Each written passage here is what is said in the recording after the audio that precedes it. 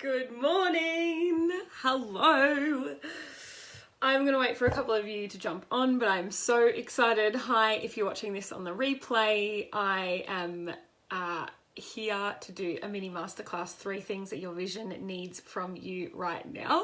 And I'm so excited. I'm feeling like a lot of this is going to serve you guys. I'm feeling my intention is to activate you and your vision. And I'm really fired up about it. I'm going to pull up my notes so that I don't go on too many tangents. Feeling good about the fierce power, hey Jack, in this group. Feeling really good about the amount of fierce power in this group. And I'm here to activate it this morning. Okay, hey Ellen, good morning. Okay, as you all filter in, I'm going to wait 1 more minute and then we are going to start because we have some things to talk about. Encourage you as usual to, morning Jack, to get, hey Lance, to get involved as I'm talking. Make sure you, comment while we're going. If you want to ask a question, let me know. Hey Rach, hey Luce, morning. Oh my goodness. Hey Jem. Morning sunshine. It is a beautiful morning here in Geelong. My shower wasn't working this morning, so I have had a little bit of a morning, but feeling good despite the odds. Before we start, I'm going to wait 1 more minute, but before we start, I would like to acknowledge that I am living, working, playing upon stolen land. I would like to acknowledge the Wathaurong people who are the owners of the land that I am on. I'd like to acknowledge also the traditional owners and the owners of the land that you are all on as we meet this morning. And I would like to pay my respects to elders past, present and emerging of the Wathaurong people. And I would also like to acknowledge the deep connection and respect of the land and the waters that that the people have. In the Wathaurong people have. I am so excited to see you all. I want to start by saying, I'm going to kick off. Actually, no, I'll wait 1 more minute. But before I start riffing, I just, as usual, want to make the disclaimer. As always, take what vibes from this, leave what doesn't. You are the only one that knows what is good and right for you at all times. Nobody can tell you what is good and right for you apart from you. I know you guys know that, just reminding you. Also, before we start, I want to say, I have been talking a lot about visions in terms of business visions, but when I say vision today, I mean your life vision. It doesn't have to be a business vision. I know that's what I've been riffing about lately, but if you don't have your own business, if you have a different kind of vision, include that. When I'm talking about vision, that's what I'm talking about. I'm talking about whatever you're calling into your life, whatever is magic, grace you're calling into your life. That's what I mean when I say vision. Okay, let's start. It's time. Ooh, how's everybody feeling? I do want to get a gauge of where you're at, so let me know. Okay, so 3 things your vision needs from you. These lessons that I'm going to talk about today, or like seeds that I want to plant today. Hey Kate, hello gorgeous. These seeds that I want to plant today are Julia, feeling so great, amazing, me too. The 3 things that I want to talk about today are things that I never want to teach from a place of I'm still moving through this thing, even though I move through, and we all move through a lot at any one time. I always want to teach from a place of I feel like I've really got this through my cells now. So these 3 things are 3 things I'm seeing in my clients that I've been teaching lately, particularly very recently. Bit frazzled, Ellen. Yeah, muggle job. Yeah, I feel you, girl. Yeah. Okay, let's fire up this vision, Al, so we can get rid of that muggle job next year. I believe in that for you. yeah, all these lessons are things that I've moved through lately and been asked to really, really deepen into, and I've seen the transformative effect on my life. So this is why I want to share it and why they've come out in this way. So first thing your vision needs from you right now is for you to be ridiculously rested. I teach this to my clients a lot. I try to activate this in my clients a lot. Really, really, and you know, we know this intellectually, but I feel like we're still getting into the actual practice of this. If we're going to really lean out of the patriarchal patterns and the mode of hustle, hustle, move, move, achieve, achieve, basically where that comes from is the idea that your body is a machine, right? And we know that that's not right. We know that our bodies exist within seasons, just like Mother Nature. I always talk about receiving and resting, and I get a lot of like, that makes sense, Julia. Yeah, like my clients are like, yeah, I would like to take all this time off to receive and rest. And then the responsibilities of life come in, the realities of life come in, life be life, and right? However, I believe, Lana, yeah, rested. I believe taking, hey Sarah, you're not late, you're right on time. I believe, and I have been playing with this idea lately very deeply, taking time to receive and rest is one of the most radical things you can do. Alan, I'm going to use your word. Alan's got a program, my beautiful friend Alan, called Radical Rebellion, and I feel like this is the work that I do and you do, Alan, and some of us do. I believe that one of the biggest parts of radical rebellion, if we're going to move into the new way, it's radical rest. I wish it wasn't a radical rebellion to rest your body when you need to. I wish that we lived in a world where it was just taken as a given that we live in seasons and that we rest in some of those seasons, but it's not, right? So it still remains that taking time for yourself to deeply rest, and I've been talking with my coach about this, not the rest of like, I'll sit down for 20 minutes and have a cuppa, but like the kind of rest that feels like you're taking the piss. Yes, Ellen.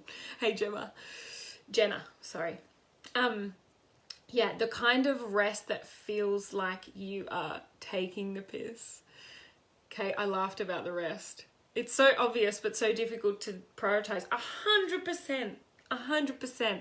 And actually some of these other, number 2 and 3 of this, are also going to be somewhat obvious, but also today I want to activate you to make it a bigger priority, right? It's so needed, right? Rest is the most important thing you can do. I'm going to give you an example. I have been talking to my coach about, and these are my words, resting so much, it feels like you're taking the piss. I have a 4-year-old. As most of you know, Alan, last week I said to myself and some people around me, I can't hold space for you this week because I need that time for me. Beautiful. Boundaries are a big part of ridiculously resting. 100%, Alan. Beautiful. Actually, I have a beautiful friend, Kelsey, who this is the kind of world I want us to live in. Whenever she needs to, whenever we see each other and she needs to vent, or she's having a bad time, or she is in a dark space, whenever we're together and I ask, how are you? She asks me, it's a little bit dark, it's a little bit heavy, can you hold it? So before she's even spoken it out or vented to me, she's asking me if I can hold it, which is so beautiful. So resting is one of the most important things you can do. I have been playing with the idea of being ridiculously rested, and one day a couple of weeks ago I rested so much on a Sunday. I literally hardly moved from the couch. I didn't get up to feed anybody in this household, which is what I normally spend a lot of time doing all the time. Like feeding people is a real big energy kind of place that I put my energy, because my son doesn't eat well. So I sat on the couch this one Sunday and I was like, I'm going to take the piss. I'm going to not take care of anybody. I'm going to hardly take care of myself today. And what happened was my son, nutritional value not high, my son, because my husband doesn't normally think of these things, it's not a thing that he puts energy into, and possibly because I've made it so, but what happened was Lenny, my son, started opening the fridge, started getting himself fruit snacks, started telling us that he was hungry, which never happens, and he did eat breakfast for breakfast and lunch, which doesn't make me feel great, but he was fed. He got his own snacks. He took his own responsibility for his own stuff. He's 4. He can start doing that. And I had so much more bandwidth after that. In the week after that, the whole week, it wasn't even just that Sunday. I had so much more bandwidth because I actually deeply rested. I have to do these things and then I'll rest. I have to get this organized for the week and then I'll rest. I was like ridiculously taking the piss. That's what it felt like. And it was so miraculous. I had so much more energy. Feeding people, Lana, energy. Yeah, the energy required to feed people is such a real thing. Yeah. Julia, Ellen, yes, I asked for this time to tune in here and do my own work today. Amazing what a couple of hours away from the bubs and zoning into myself can do. Absolutely. And as I always say, showing up for yourself, taking time for yourself is not just about yourself. It's about everyone around you, right? Everyone in your orbit benefits from that. Okay, so we know as women, we're cyclical beings. Women particularly, we're different hormonally every single day of our cycle, like every single day. There's a beautiful course about conscious relationships. I forget who runs it. Somebody help me out.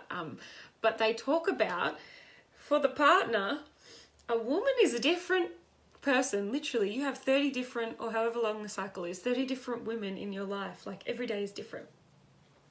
And I talk about that a lot. I talk about the restrictive nature of the same morning routine every day. By the way, if that vibes for you, no judgment. But I believe, and I have seen in my life, that I'm a different person every day I wake up. What I need is going to look different every day. Yes, have your morning routine every day, or your practice. Daily devotion, I call it. We're going to talk about that later. Kat and Tully, yes, Ellen. Yeah. There's a bit in their course where Kat's like, a woman is a different person every single day. Literally, like our makeup, our hormones. Anyway, so you will need different levels of rest every day, right? I call bullshit on the same morning routine every day. I don't think it's a thing that supports humans and that treats humans like they're beautiful, unique, and changing and growing every day, right? So, yes to morning rhythm that flows and changes. Yes, Sarah, exactly. Exactly, flow, more flow in this. So, to be a formidable force, you need to be formidably rested. That activates you. That is so activating when you're ridiculously rested. When you're so rested, it feels like you're taking the piss. This is what I want more and more of us to lean into because it's changed my life. Okay, so, and also I want to mention something that I have been repeatedly asked to do, and I believe it's because I'm here to teach it, is to receive and be in the energy of receiving, which is what I teach in Wildly Worthy. Some of the girls might be on today, Lana. And I've been privileged enough to really lean into that and be in a position where I don't have to fight. I have to ask. Like, you have to ask for what you need, right? But I have been able to lean into that so much because I'm surrounded by support. So now I know how important it is to ask for what you need, because I have found that there is such a thing as something my coach Sammy teaches, which is slowing down to speed up. And I know that I have talked about this to a lot of my clients. And slowing down to speed up is the concept that it kind of turns that I'll do this and this and this and then I'll rest. It kind of turns that on its head. I hear a lot of my clients say, I've just got to do this to-do list and then I can rest.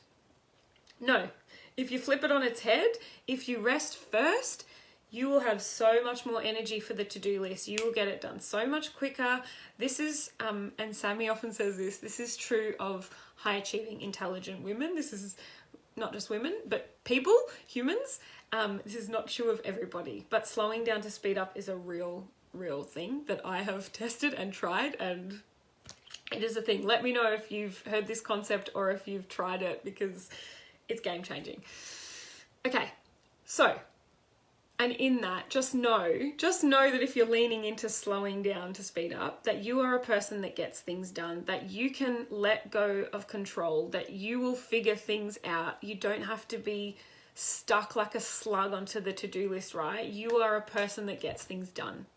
You are going to get your vision happening no matter what, right? It's just tweaking the mindset and the circumstances and the amount of rest we have. But being ridiculously rested is going to speed up your process of getting your vision going. I 100% have seen that in my life and my clients' lives.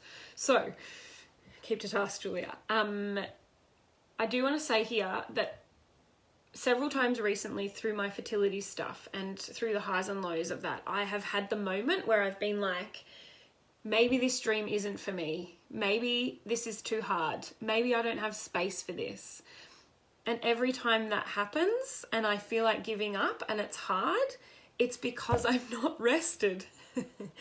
And then all the stories can come in from your ego, right? You don't deserve this dream. You're not the kind of person that can succeed. You, like, when we get to those moments where, like, I have thought recently, maybe I just need to drop all my clients. I can't hold this. And the truth is that I can, but I'm just not rested enough, right? Rach, this is just what I needed to hear. I have a tendency to let my to-do list control me. Absolutely, yeah. So that's when we need rest, in those moments of like, I feel like giving up. You can hold it, you can do it. You just need to, what is that meme that I always see, that quote? Oh, learn to rest, not to quit. So true. You just need a little rest, right?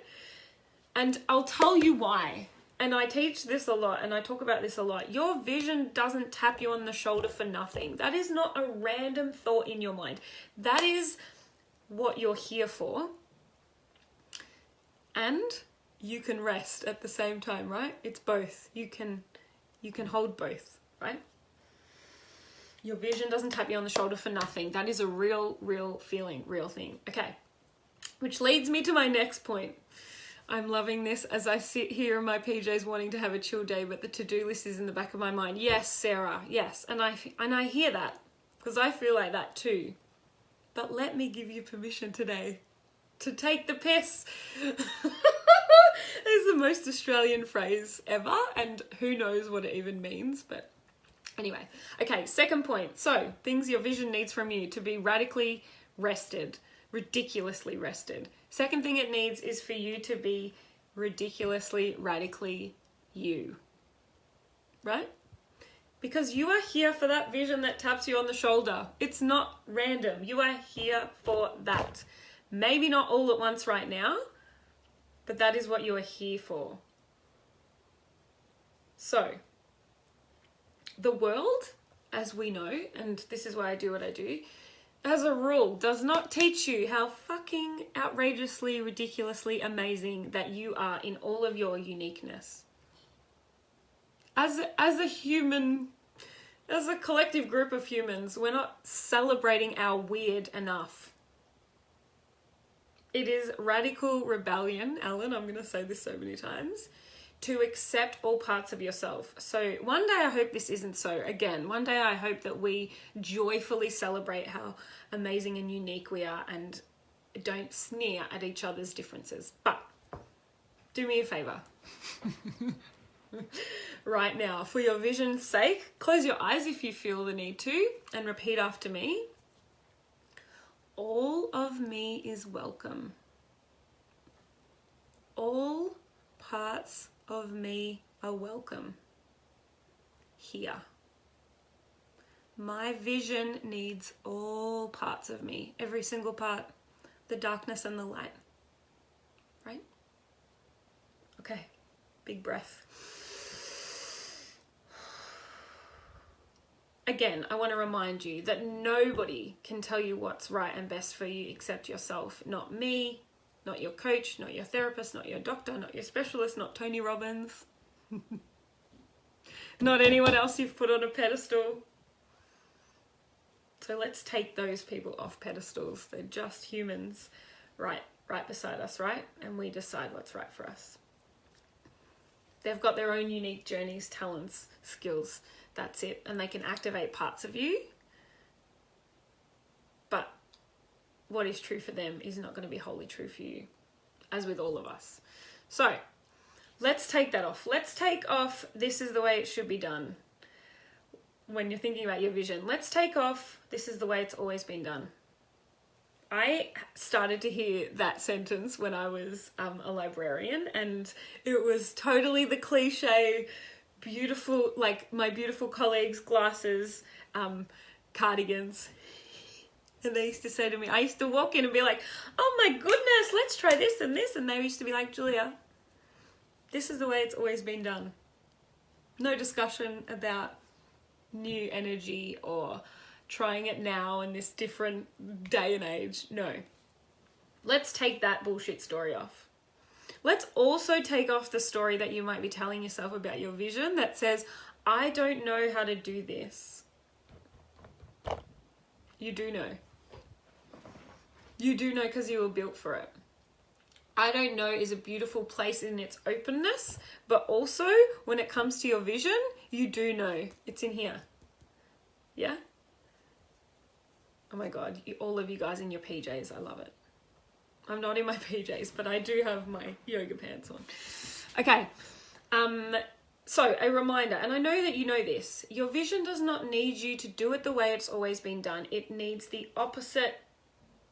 It needs your radical devotion to your own rad way of doing things. That's what it needs. It requires you to know what's true for you, which we're going to talk about in the next point.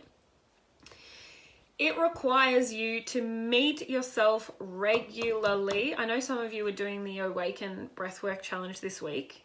That's the kind of meeting of yourself that I mean. Jules is in your PJs too. Hey, Kate. Hey, Jules. So nice to see you. It requires you to meet yourself daily so you know what is right for you. Right? I call it daily devotion. And when I say daily devotion, I don't mean everybody else's version of daily devotion. I don't mean, an hour of breath, an hour of meditation every morning. It might look like that, but I mean, it might look for you like breath work, meditation, going for a swim in the ocean, lying horizontal on the couch, having sex, whatever contributes to you being ridiculously rested, to you connecting to yourself. That's what I mean by daily devotion. Daily devotion is the energy of coming awake to how fucking amazing you are. I want you to have that every day, even if it's only for a small part of your day. It is important for your vision, for you to receive your amazingness. And as we know, caring for yourself cares for everyone around you, right? It spills out. Fill the cup, it spills out. Not giving from an empty cup. We all know this.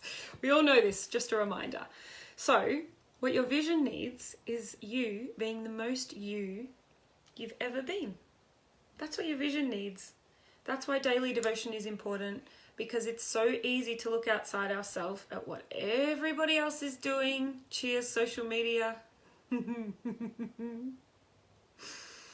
Ellen, something that's been coming up for me around expanding and my vision is the past. I'm starting to realize it doesn't need to define me anymore. Yes. Yes. Yes. I'm glad you've said it in this second point, because you being the most you've ever been means letting that go, right? Who you were, the kind of person who I encourage you to let go of the idea, any idea that starts with the sentence, I'm not the kind of person who.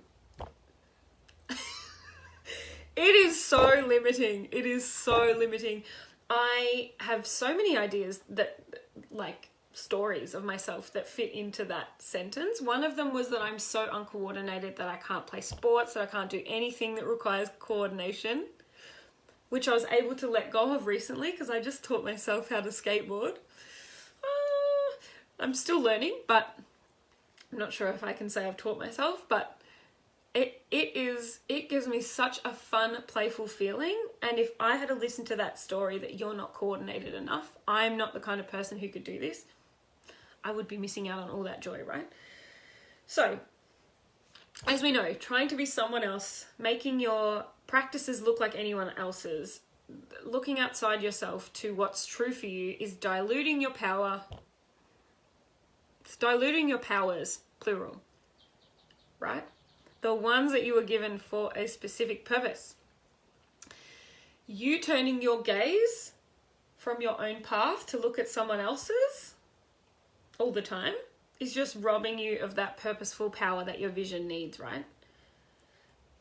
It robs you of the knowing that you are here for a specific purpose, to serve a specific group of people. You are not here to serve the people that your best friend serves, that your idol serves. There can be crossover, right? And, personal development circles are so beautiful. They're all connected. But you are here to serve specific people who are waiting for you to realize that you, specifically, are here to serve a specific group of people, right? My wonderful women in Wildly Worthy will remember this story from our masterclass the other night. My friend Terry told us this amazing metaphor for staying in your own lane, which is, does everyone remember the 2002 Winter Olympics, the Stephen Bradbury race? Does everyone remember that skating race? It's the best metaphor. God, I love metaphors like this. So Stephen Bradbury was a skater. He was in this, I think it was like 1,000-meter skating event. And basically he almost won by default because everyone else fell down. And as Terry said to us in our masterclass, what happened was, if you watch the race, what happened was they all fell down because they started looking to the side at their teammates, at what they were doing. And then there was just like this huge pile up, right? So, and Stephen Bradbury, what he actually did was stay in his own lane and concentrate on what he was doing. He was fully in his own lane and he won. And what that metaphor teaches me, and why I'm telling it to you, is that your vision needs you to be Stephen Bradbury. It needs you to stay in your own lane, be in your own energy, not worry about what other people are doing. Yes, you can be inspired by them. Yes, you can have expanders. Yes, you can say, I can't wait until I have what that person has.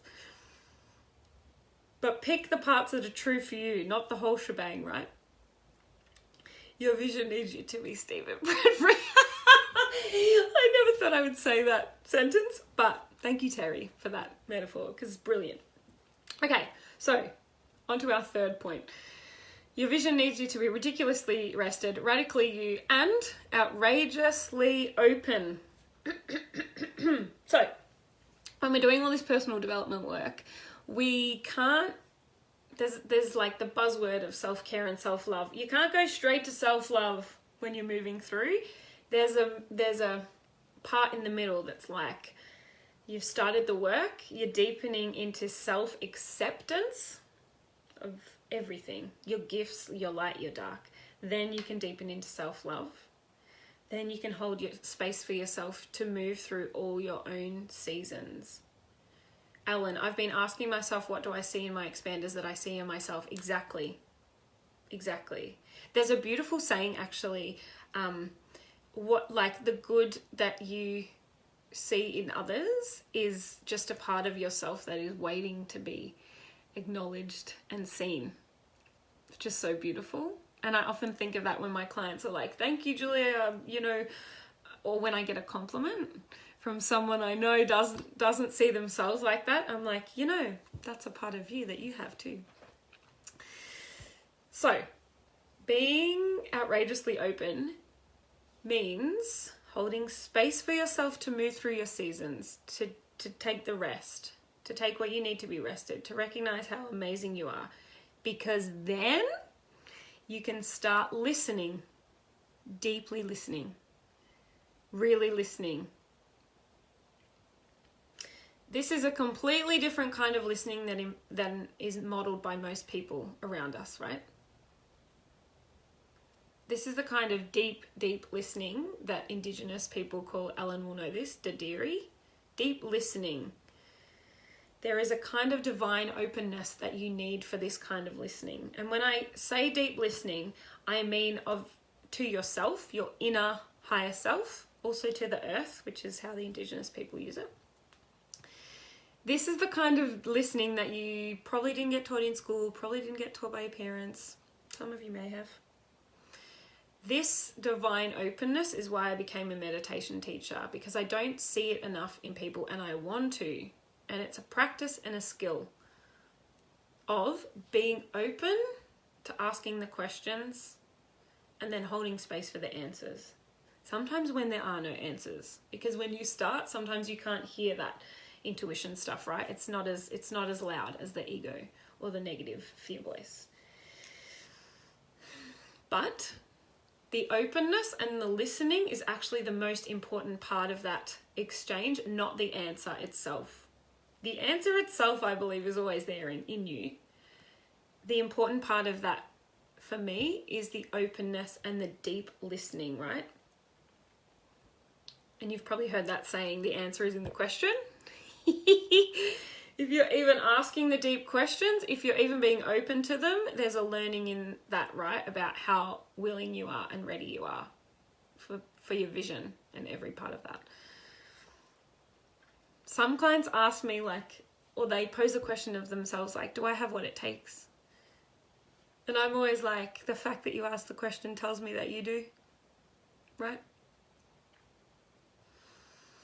This is what your epic vision needs from you, is the deep listening and the outrageous openness for more than what your limited fear limbic brain tells you. Right? Again, nobody else around you knows what's truly good and right for you. So stop asking, stop looking around, be Stephen Bradbury. Because I want you to have that deep, deep, deep connection with your inner higher self, your inner wise woman, whatever you want to call it, your inner knowing. My coach once asked me, I encourage you to do this. And I think we did this in one of our Wildly Worthy calls, actually, for you girls that are in here right now. My coach Sammy once asked me to connect to my intuition, my inner wise woman, to ask it what I was having for dinner. She was like, Ellen, I'm nodding with you. Yeah. You can ask your intuition, I'm not kidding you, any decision of A or B or C or whatever. I did this exercise where Sammy was like, okay, close down your eyes, connect to you. What are you having for dinner? Conjure up two options and feel that through your body. Which one is it? You can use that inner connection for everything, from what to have for dinner through to what is my next step, through to is this the right vision for me, right? Ellen, yeah. Excuse me, inner wise woman. Sorry to bother you, but what am I having for dinner?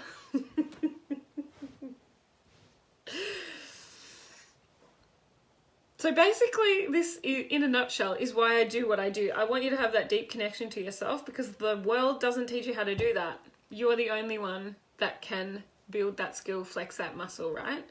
If you are as connected as possible to your inner wisdom, it becomes your North Star. That's another tidbit from Terry. It becomes your connection that makes everything make sense, right? Little story from me. Whenever I'm getting angsty about this baby that I want to call in not being here, every time I'm open enough, sometimes it hurts too much and I can't be in the deep listening, right? But every time I'm in the deep listening, I hear the answer, which is, baby girl, it's coming, not yet. Every time. Sometimes I don't want to hear that and I just turn away from my inner knowing because I am human and control is a thing that we like to have. And I know that we've all heard that inner wisdom, that intuition, because you wouldn't be here if you didn't have a connection to that. Hey, Ruby. So think about the thing that connects you to that inner knowing. Chels, so by sitting in meditation, you'll be in deep listening. Yeah, you can. So, good question, Chels. How does it feel like to be deeply listening? It feels like letting go of all the human control and ideas about what it should, does look like, and being open to what it can, right? So if sitting in meditation is the way that you connect to that feeling, beautiful. If it's breath work, if it's being in nature, that's the feeling that like it's the feeling you get, you know, when you stand like on a cliff and you see the ocean and it goes on forever and you feel really tiny and you feel like that magic that anything can happen. That's the energy of deeply listening and being aware of possibility, right? For example, when I do breath work, I connect to that, and every single time I do breath work, I hear some form of I love you. Like there's just that, it's that feeling. And so when you get in the habit of deep listening, it means you can do it quickly and easy. I can be standing at the sink going, I'm ready for my next step. What is it? Right? It's like any skill. Flex the muscle, you can connect it. I often teach my clients about like, it's almost like instant stepping into your wise woman, instant stepping into the energy of your intuition. And it often feels clunky at first, but if you're committed to it. So that deep listening often feels like deep, deep love. You know, that like mama love, that unconditional love, which we normally have no problem giving to others, but we struggle to give to ourselves, which is why we started this conversation about being ridiculously rested. Fill cup, connect to yourself, then the overflow takes care of itself. Put on your mask first, then help others. Otherwise, you won't be help to anyone, right? The last thing I want to say about when you're listening deeply is that when you're listening deeply and when you're doing that, you can easily be in full flow state. I often have clients be like, I'm not in flow, blah, blah, blah. We're human, we're not going to be in full flow all the time, but you can invite more of it in, right? And deeply listening, the energy of that can allow us to be in full flow. And to be in any kind of flow state, we need to be leaning out of control and into faith and trust and surrender. Trust of yourself, that you know the answers, right? That you're a person that gets things done, that you're here for a reason. That you're here for a reason, and that reason is not to sell your soul and life force energy to things that aren't in alignment and don't light you up. So the 3 things, let's take this home. The 3 things your vision needs you to be: ridiculously rested, radically yourself, outrageously open and listening. Right? So my invitation for you today, my invitation is, and my wish for you is, that you foster an even more loving connection to yourself and your own rad compass, inner compass. More of a space in your life to tap into that inner knowing that you are such a cool cat, that you are such a legend, that you are such a force. Which again is something we're not taught, because in Australia we have a thing called tall poppy syndrome, and don't be up yourself. Don't be a wanker. Don't be full of yourself. I could go on about this ridiculous stories we have.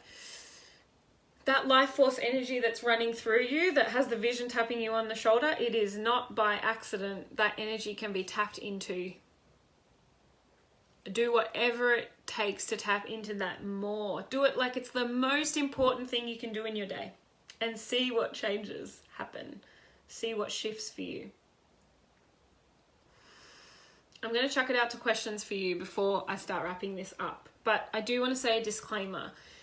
This connection stuff that I'm talking about is the baseline that everyone needs, I believe. And sometimes we do need to do the work to do the deeper healing. This is the kind of work I dive into with clients. Sometimes shifting the stuff that we need to get closer to our vision needs to be, you need to have the support of like a trauma specialist. Shifting shame, blame, trauma is a real big thing. There's always a beautiful time and place for that in our lives, and you'll know the call when you need to, if you need to seek out the beautiful support squad to do that stuff. This is a whole nother conversation, but I just want to say what I'm talking about today is the base level stuff that you need, that your vision needs you to be. No questions. Let me know if you do. Ellen, big yes to the breath work for deep listening. Yes, 100%. 100%. Okay, finally, I would love, if you're watching this, if you watched this today, if you're watching this on the replay, let me know what your rad vision is in here in one sentence. Maybe it's just for you to feel activated AF every day of your life. Whatever it is, let me know in the comments so that this group can charge it up. This is such a fierce group. I feel really good. Jack, this has been wonderful. Thanks as always. Brilliant to have you, Jack, my darling. Also, I will start in this group. I will be starting to ask you to celebrate your wins in here if you feel called, because it is powerful when we do, and we are not, there is not a lot of space holding for rad humans to celebrate their wins. So I'm going to be opening that up in the group as we go along. Also, I want to tell you about, I am doing a 3-day, I don't know if I want to call it a challenge, but later this month, I think in the last week of October, I will be jumping in here for a 3-day Jules injection called Your Totally Rad Vision. We're going to be delving more into this vision stuff. And we're going to be talking about what I know about your worth, your wealth, and your wild. It'll be 3 days of embodiment challenges, the biggest lessons I've learned on my path that I regularly help clients with, and that I hope will move you even more towards your vision. So that's coming at the end of this month. Let me know what your rad vision is in the comments here, in the group. Let us charge them up for you. Thank you, Ellen. Abundant, thriving, and free life on all levels. Yes, yes, yes. Can we all charge this up for ourselves as well? Rach, my visions, engaged in creative work, nurturing deep connections, feeling free and loved. Oh, yes. Yes. Okay, amazing. Keep them coming, keep them coming. Today, I would like to see even more comments in here with sentences like that. Amazing. Thank you all for being here. I love you all so much. I see you showing up for your vision. If you're here, it's like, it's done. Consider it done. Consider it done. Love you so much. Have a beautiful, beautiful day, and continue to pop your rad, totally rad visions in here so I can pump them up. Love, love, love you guys.